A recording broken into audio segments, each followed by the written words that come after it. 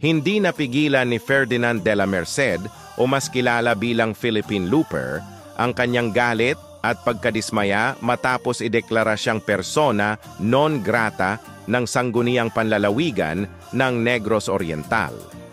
Ayon sa resolusyon, bunga ito ng kanyang mga pahayag sa social media na tinawag na walang respeto sa mga lokal na opisyal, lalo na sa gitna ng paghahanda sa Bagyong Tino.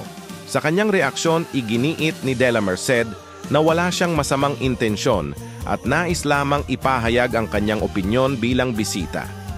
Ani niya, "Gaano ba kasimple ang gusto kong ipahiwatid, may bagyo man o wala, pag may bisita, dapat nasa tama. Ganun lang kasimple." Ngunit ayon sa mga residente at lokal na opisyal, tila walang pagsisisi si de la Merced at ipinagpipilitan pa rin ang kanyang punto kahit malinaw na abala ang LGU sa disaster response.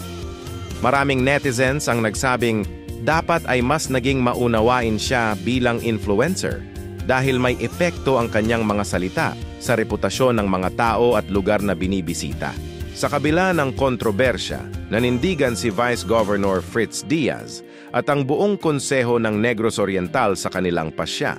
Ang insidenteng ito ay paalala sa lahat ng social media personalities.